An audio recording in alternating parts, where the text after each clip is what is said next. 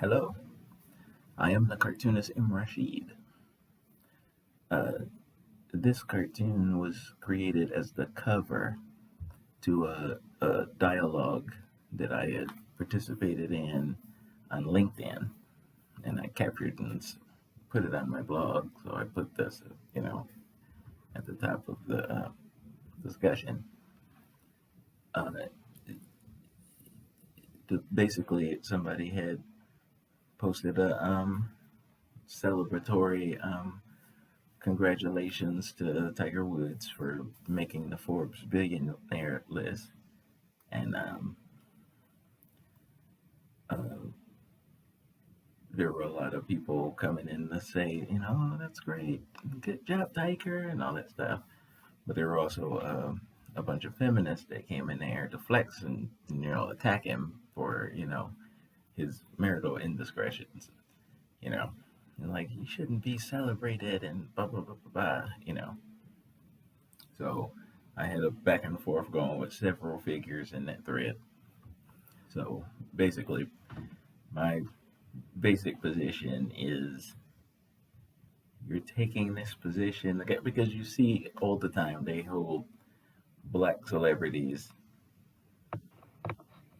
biracial in this particular case, but they hold black celebrities to a different standard than they do white celebrities, who they are always willing to give a pass. They'll cover over white celebrities with love at the drop. And like, and how do we really know that's a fact? And like, that play those games, but they like treat, the indiscretions of a superstar golf player, you know, like he's Hitler, like it's the worst thing ever, ever, you know. So while I was setting up here, I was thinking about that. Like, well, what if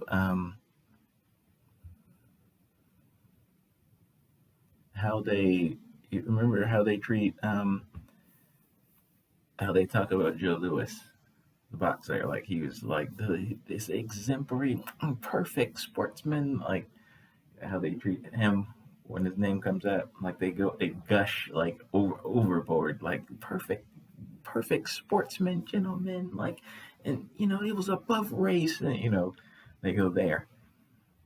Uh, but I'm thinking,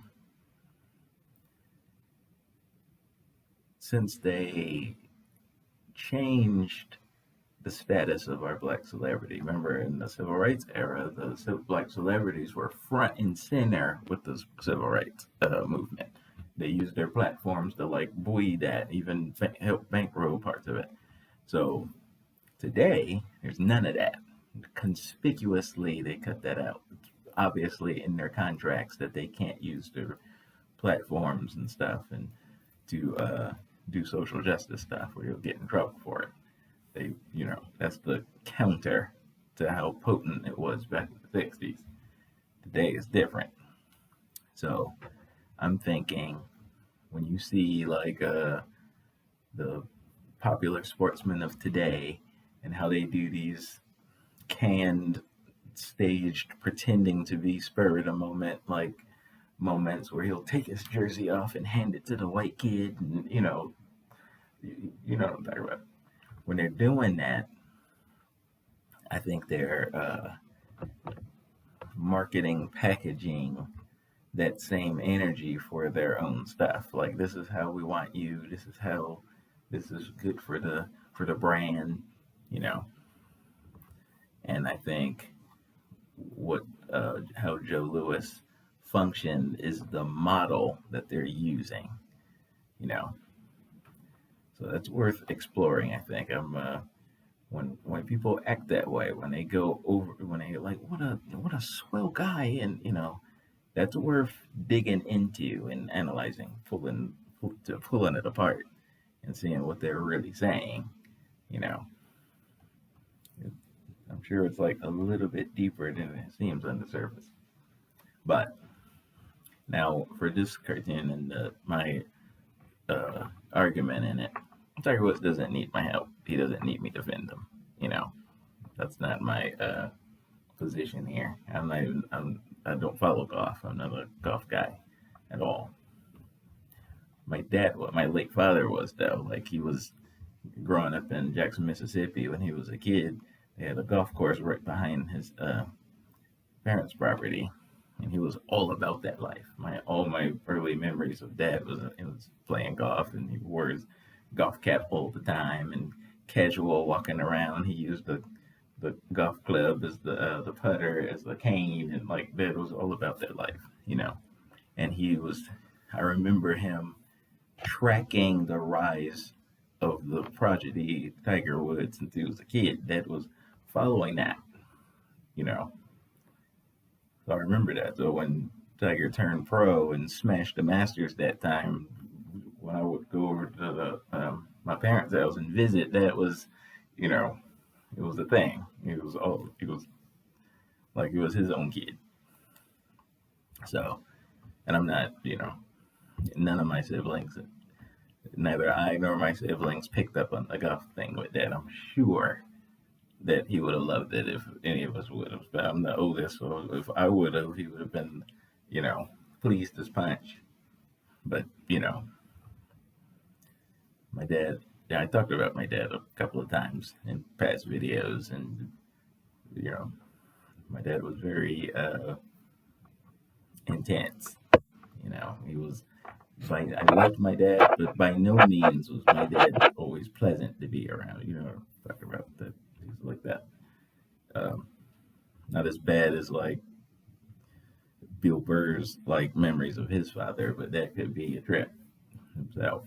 But I don't think he really caught glimpses of how he really came across to me, at least, until later, until I was probably in my 20s. And then after one like little incident, I think he caught a glimpse of how he came across in my eyes, where it's like, I love you, but I'm not trying to hang out with you all the time. That's not like a thing. So being into golf, even if I was bent in that direction to like want to try it, just the idea of like hanging out with Dad all the time and having him barking at you and all this, I'm like, who wants to go through that?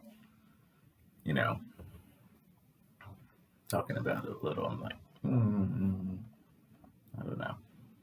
It's not, I don't even know if I would have been talented in that way for it, because I never tried. I like Dad like had me swing the club and all that stuff, but my interest wasn't there, and I'm sure that has something to do with the talent of it. I never got to the point where he just made us do it all the time until it drilled into us like the Williams sisters' father, nothing like that. But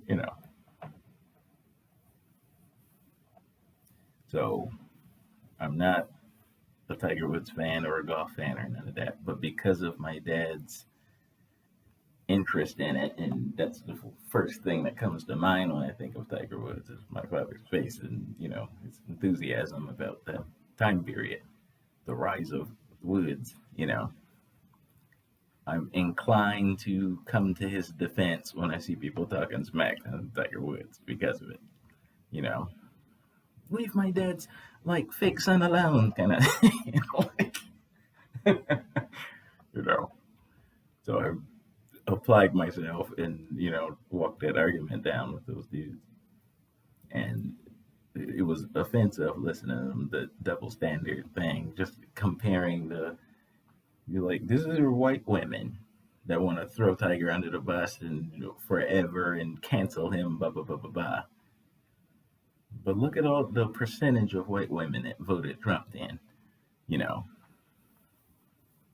I am disinclined to be generous to think that these same women who talking shit on Tiger didn't also vote for Trump. I'll need to see some numbers. I want to see who you voted for. You hypocritical piece of crap. I do not believe you. The same one talking trash on Tiger for his indiscretions, you gave Trump a blanket pass, and you actually wished it was you he was grabbing down there. I'm sure of it. And the more I think about it and talk it out, I'm sure of it. hypocrisy is a huge part of racism. So that's what this cartoon came from. That's what was behind it. All right. I probably shared a little bit more than necessary.